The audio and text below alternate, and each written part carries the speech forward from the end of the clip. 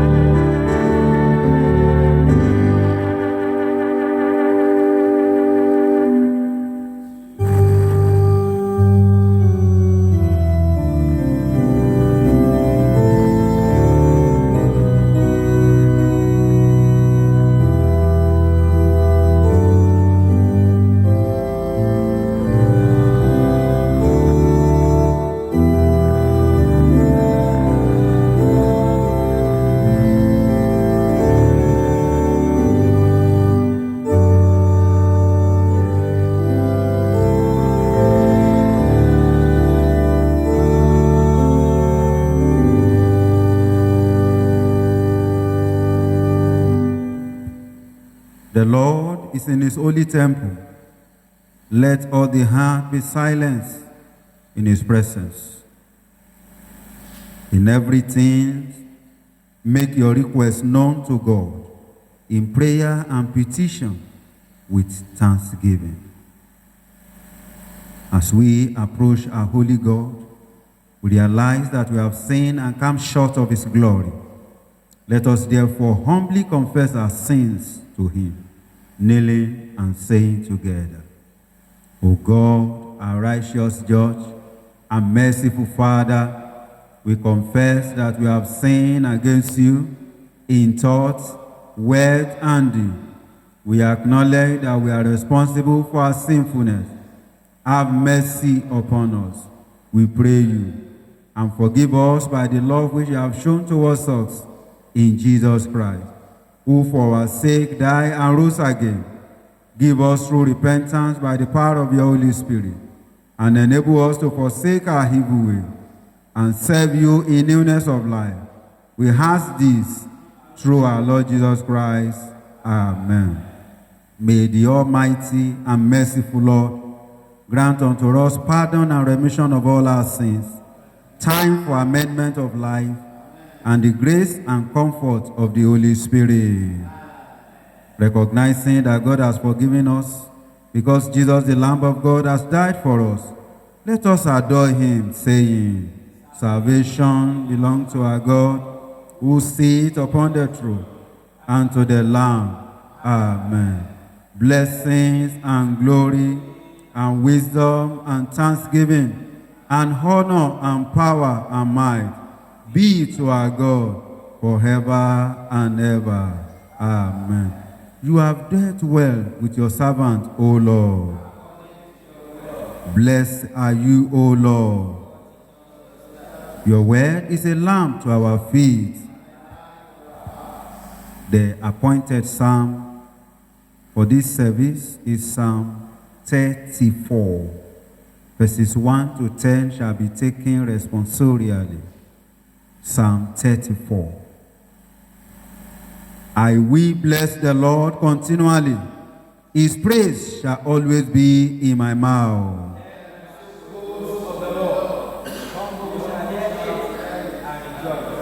Oh, praise the Lord with me. Let us exalt his name together.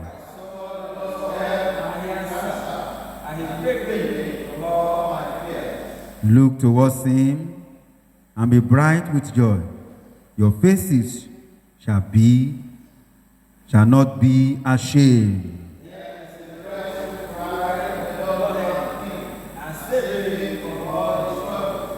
The angel of the Lord encamps round those who fear him and delivers them in their need.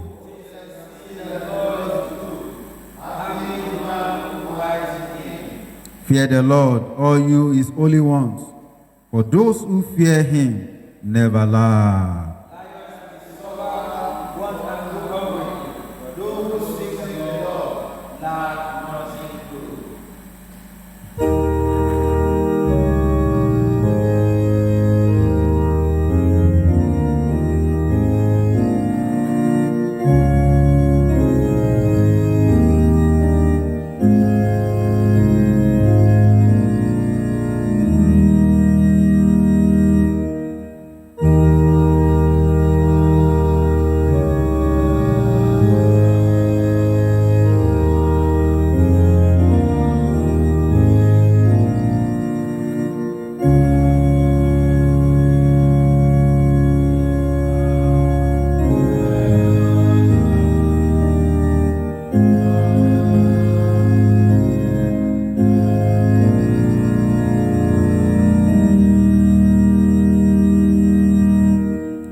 Please be seated. The first lesson for this service is taken from the book Isaiah chapter 49. Begin the reading from verse 1. Isaiah chapter 49, beginning from verse 1. Listen, O coastlands, to me, and take heed, you peoples from afar.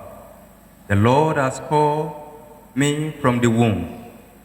From the matrix of my mother, he has made mention of my name. And he has made my mouth like a sharp sword. In the shadow of his hand, he has hidden me, and made me a polished shaft. In his quiver, he has hidden me. And he said to me, you are my servant, O Israel, in whom I will be glorified. Then I said, I have labored in vain. I have spent my strength for nothing and in vain. Yet, surely my just reward is with the Lord, and my work with my God. And now the Lord says, who formed me from the womb to be his servant, to bring Jacob back to him, so that Israel is gathered to him. For I shall be glorious in the eyes of the Lord, and my God shall be my strength.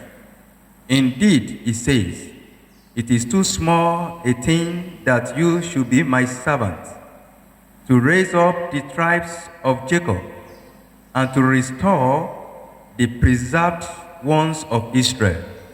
I will also give you as a light to the Gentiles, that you should be my salvation to the ends of the earth. This is the word of the Lord.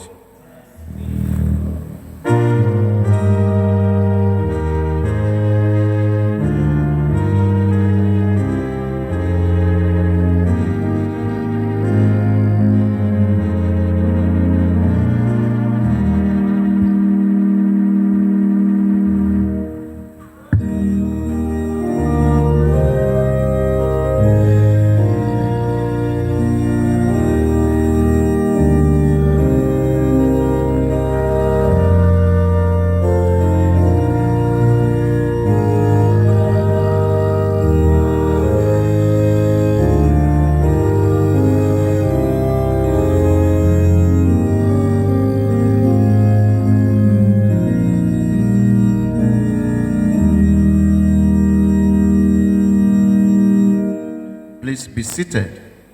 The second lesson is taken from 2 Corinthians chapter 5, verse 14. 2 Corinthians chapter 5, we start to read from verse 14. For the love of Christ constraineth us, because we thus judge that if one die for all, then we are all dead. And that he died for all, that they which live should not henceforth live unto themselves, unto him which died for them and rose again. Wherefore, henceforth, know we no man after the flesh. Ye, though we have known Christ after the flesh, yet know now, henceforth, know we him no more. Therefore, if any man be in Christ, he is a new creature. All things are passed away. Behold, all things are become new. And all things are of God, who hath reconciled us to himself by Jesus Christ, and hath given to us the ministry of reconciliation. To wit, that God was in Christ, reconciling the world unto himself, not imputing their trespasses unto them, and hath committed unto us the word of reconciliation. Now then, we are ambassadors for Christ, as though God did beseech you by us, who pray you in Christ's stead, be ye reconciled to God. For he hath made him to be sin for us, who knew no sin, that we might be made the righteousness of God in him. This is the word of the Lord.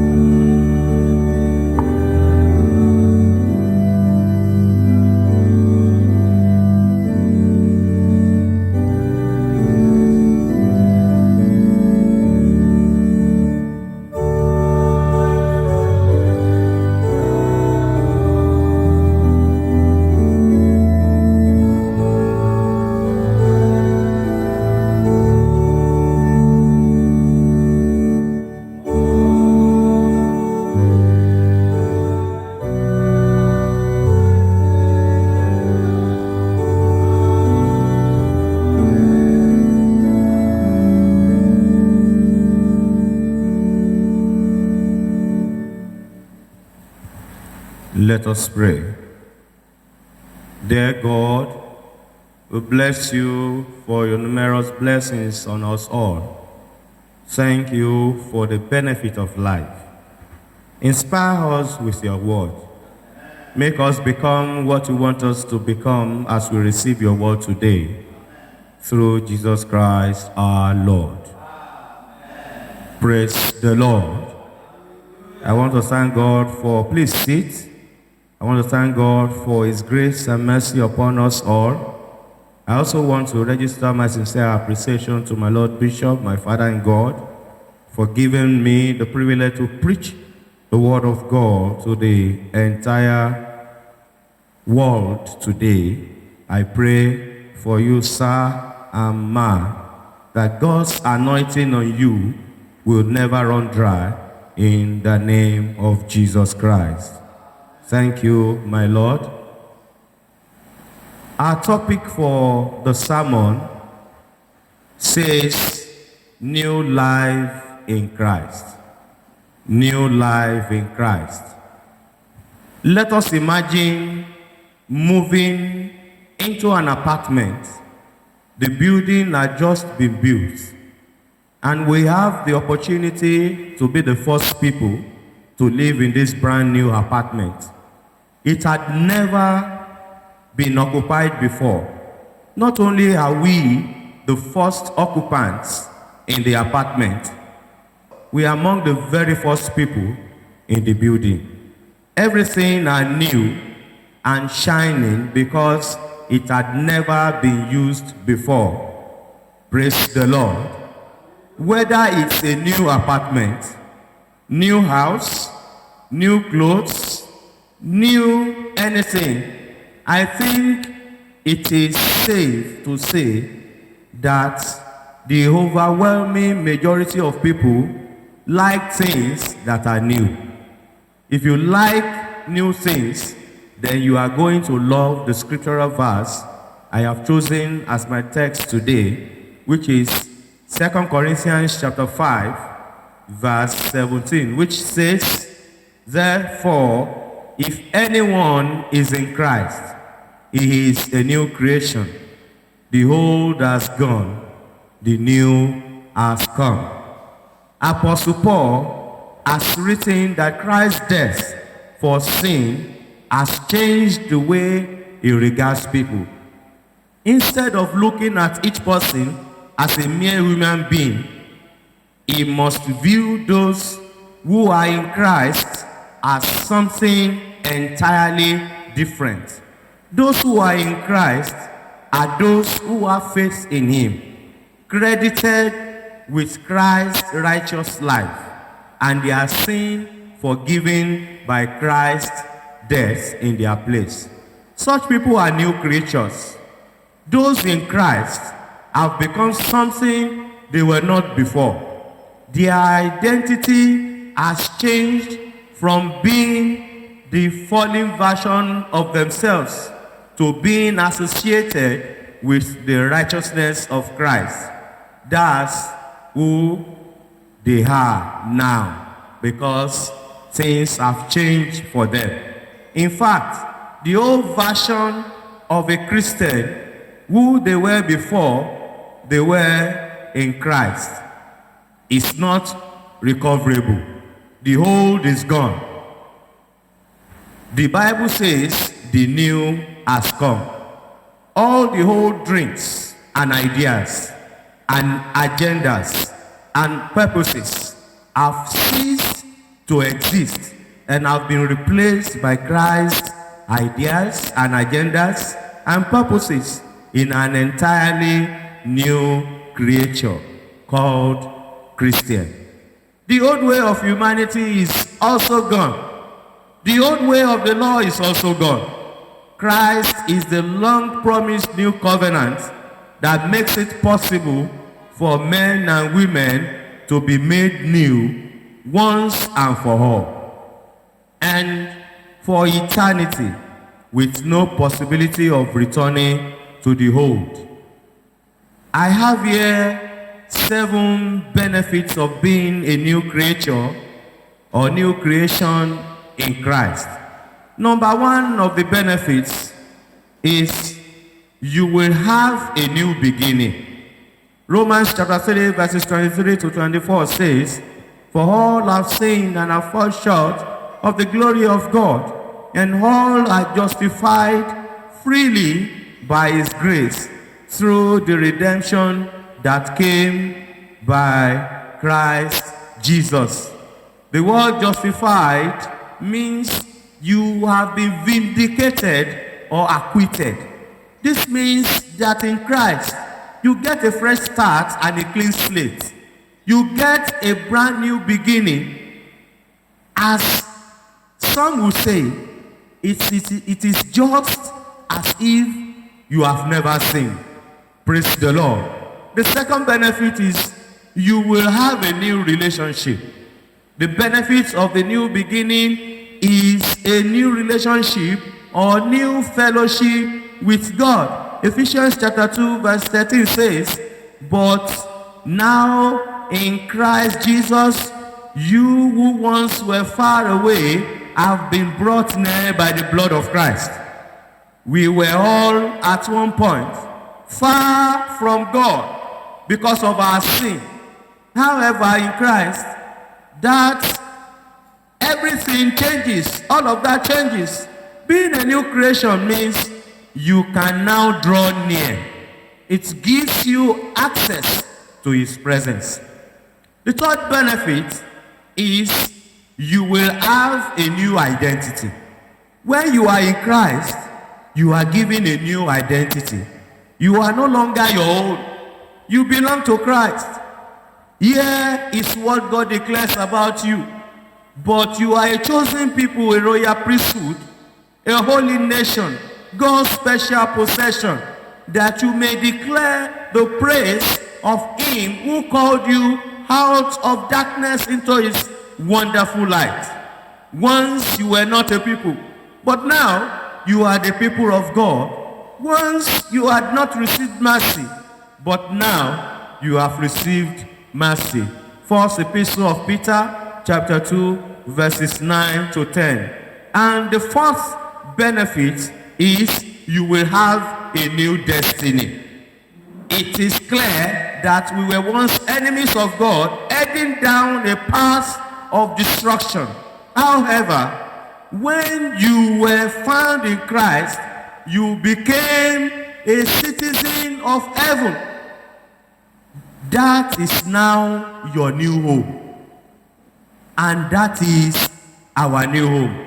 Philippians chapter 3, verses 18 to 20.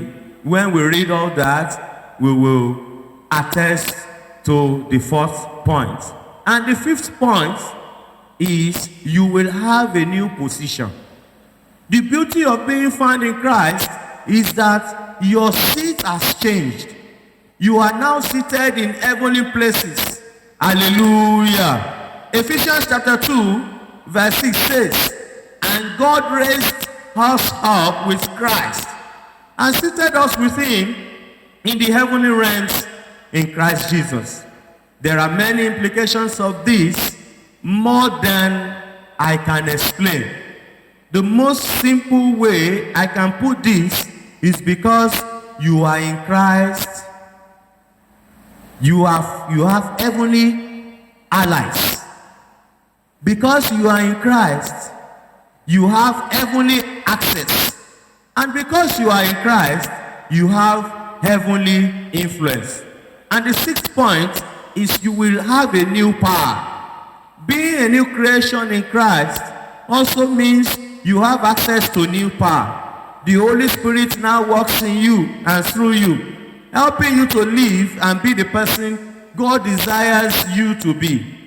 But you will receive power when the Holy Spirit comes on you, and you will be my witnesses in Jerusalem and all Judea and Samaria and to the ends of the earth. Acts of the Apostles chapter 1 verse 8. And the last one, the seventh benefit, is that you will have a new purpose. When you are in Christ, you are now positioned to accomplish what God has created you to do. Ephesians chapter 2 verse 10 says, for we are God's handiwork, created in Christ Jesus to do good works, which God prepared in advance for us to do. I want us to notice the progression of how this happens. God changes us or makes us new in Christ. And when he does that to us, we are now able to do the good works God has prepared for us. This only happens when we are that new creation we should be. To be able to live a new life in Christ, we need the Word of God, which is like a mirror that shows us who we are now in Christ.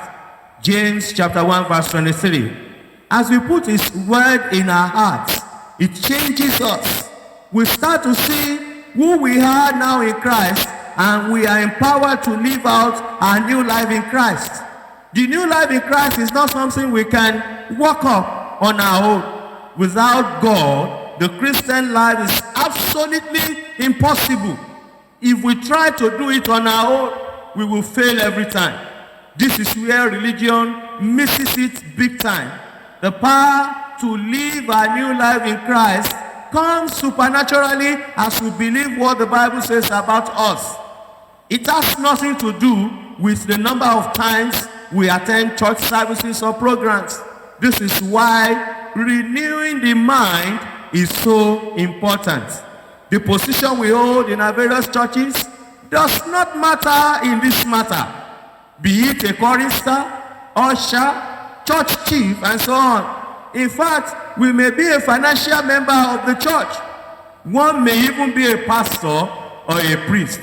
Without the renewing of our minds, our position is futile. Many people receive this marvelous new life in Christ, but never understand what has truly happened to them on the inside. We have met, and I have met many Christians who say they have been saved, but have no clue of what has actually happened to them. If you don't know what happened when you received salvation, you won't experience much of it in this life. You will have a hope of living forever with God one day. But in this life, you will probably be weighed down with guilt, shame, and confusion. You won't know the truth about how God sees you and relates to you. When you understand the new life in Christ, what it really is, it will make you completely free. In John chapter 8, verse 31 to 32, Jesus Christ says, "Then Jesus said to those Jews who believed in him, if you abide in my word, you are my disciples indeed, and you shall know the truth, and the truth shall set you free." If there is any area of your life where you are not free, then it's because you don't know the truth in that area. When you know the truth, it makes you free. This is good news. But are you indeed free? Am I indeed free? As we learn the truth about our new life in Christ and who we really are now, we become free. Free from oppression, free from guilt, free from lies, free from bondage, free from every negative thing we could imagine. Are we truly free? If you have not given your life or surrendered your life to Christ for proper cleansing, you are not completely free. You have to allow Christ to take charge of your life and drive the vehicle of your destiny so that your freedom experience could come to you quickly. The new life in Christ is a life better than what you could imagine. Let us pray. Father of our Lord Jesus Christ, we thank you that your thoughts for us are thoughts of peace and not of evil, that gives us hope for a new life and a great future. Create in us a new heart and put your right spirit for a new beginning within us. In the name of God the Father, God the Son, and God the Holy Spirit.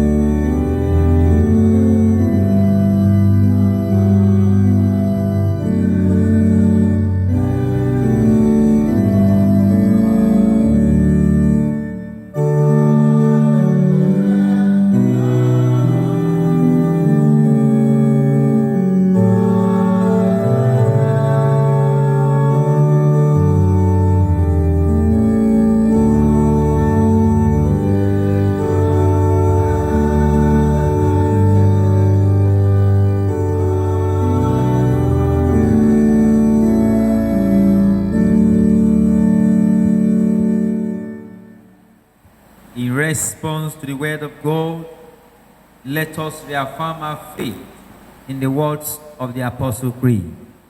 I believe in God, the Father Almighty, creator of heaven and earth.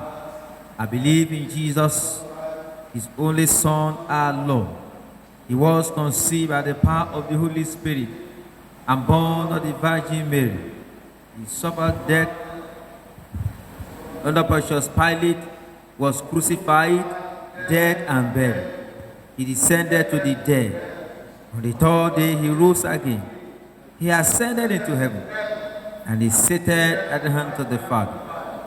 He will come again to judge the living and the dead.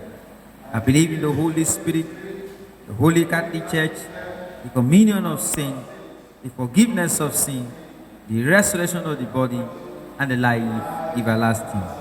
Amen. The Lord be with you. Please kneel and let us pray. Lord, have mercy upon us. Lord, have mercy upon us. The Lord's Prayer. Hallowed be your name. Your kingdom come. Your will be done on earth as it is in heaven. Give us this day our daily bread. Forgive us our sins, as we forgive those who sin against us. Lead us not into temptation, but deliver us from evil. Amen. O Lord, show your mercy upon us. O Lord, guide and defend our rulers. Endue your ministers with righteousness. O Lord, save your people. Give peace in our time, O Lord.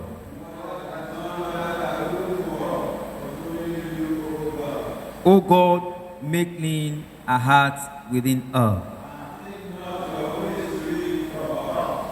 The collect for 11th Sunday in Trinity and other prayers. The Lord be with you. Let us pray. Almighty God, who called your church to witness that you are in Christ reconciling men to yourself, help us so to proclaim the good news of your love, that all who hear it may be reconciled to you through him who died and for us and rose again and reigns with you and the Holy Spirit, one God, now and forever. Amen. The God, the author of peace and lover of concord, in knowledge of whom stands our eternal life, whose service is perfect freedom, defend us, your humble servants, in all assaults of our enemies, that we, surely trusting in your defense, may not fear the power of any adversary, through the might of Jesus Christ our Lord. Amen. O Lord, our Heavenly Father, Almighty and everlasting God, who has safely brought us to the beginning of this day, defend us in the same with your mighty power, and grant that this day we fall into no sin, neither run into any kind of danger, but that all our doings may be ordered by your governance, to do always what is righteous in your sight. Through Jesus Christ our Lord. Amen. In continuation of our prayers, we shall pray for our nation Nigeria, the Church Universal, and other prayers. The Lord be with you. Let us pray. All thanks be unto you, O Lord our God, the Father of all. Thank you for your love over our nation Nigeria. We pray you, O Lord, that you continue to shower your blessings upon us in this nation. Use all our leaders for your glory. We pray for Bola, our president, Jacob, our governor in Ogun State, and most especially the new ministers that will be sworn in tomorrow to assume office. Use them to bring good and new things to our nation for the benefit of mankind. Send away selfishness from them. Put in them your love and the love of your people to serve you and this nation to the glory of your name. In Jesus' mighty name we have prayed. Amen. Strengthen your church in the midst of challenges of life. Make us strong. Let us proclaim your name among nations of the world. We pray for Henry, our primate, Olushina, our Archbishop, and Babatunde, our Bishop. Let them bring to you the kingdom of God, and even in this nation and all our churches in this province and Nigeria. Establish your kingdom in the heart of your people through them. Let your church shine in the midst of the darkness of this world.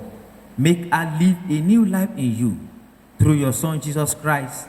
May we not lost in the pleasures of this life. In the name of Jesus. As we go in our journey this week, may you bless us, renew us, shield us, and guide us. Let your angel encamp us. Do not let us suffer. Where we need help, may you help us, Lord. Where we need your light, let your light be our guide. Give us victory at the end of this week. In the name of God the Father, God the Son, and God the Holy Spirit. Can you bring your personal petition to the throne of grace at this moment, trusting the Lord that He will hear your prayer.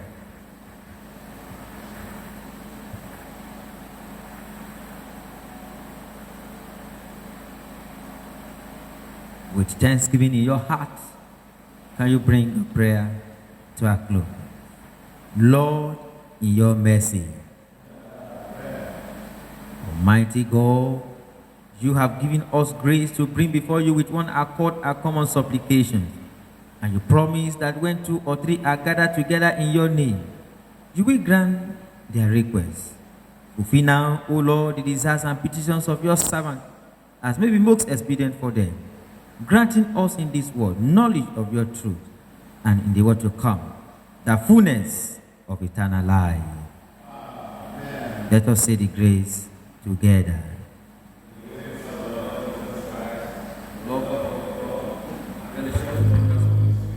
Be with us now and evermore.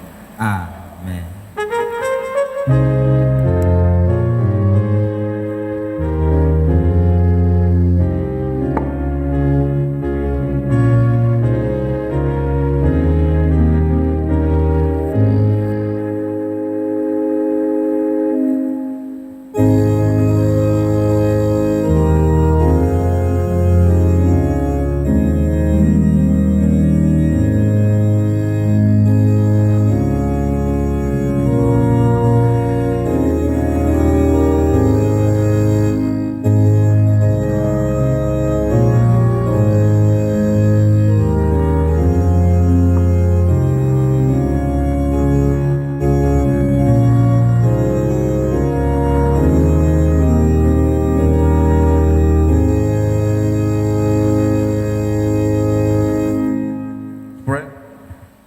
Accept, we pray you, O Lord, this gift which we here bring to you as a token of our love and gratitude. And they may be so wisely used, and by them the work of your church may be prospered, and your kingdom enlarged, for the glory of Jesus Christ, our Savior. The Lord be with you. Let us pray. As we go out this week, let us commit this week unto God's hand, that the grace of God, His mercy, shall follow us this week. Let us pray that the grace of God will continually be our portion. As we close the Diocesan Women's Gate Conference today, let us pray that all those things that were learned through this conference, we're able to put them into practice. So pray for all our women as they go back, that the Lord will grant them journey mercies back to their homes. Is there anything you have been praying for? Open your hearts to the Lord, that the Lord will answer you.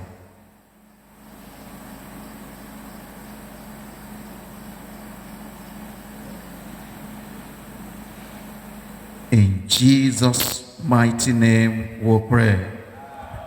The peace of God which passes all understanding, keep your hearts and minds in the knowledge and love of God and of his Son, Jesus Christ our Lord, and the blessing of God Almighty, the Father, the Son, and the Holy Spirit be among you and remain with you always.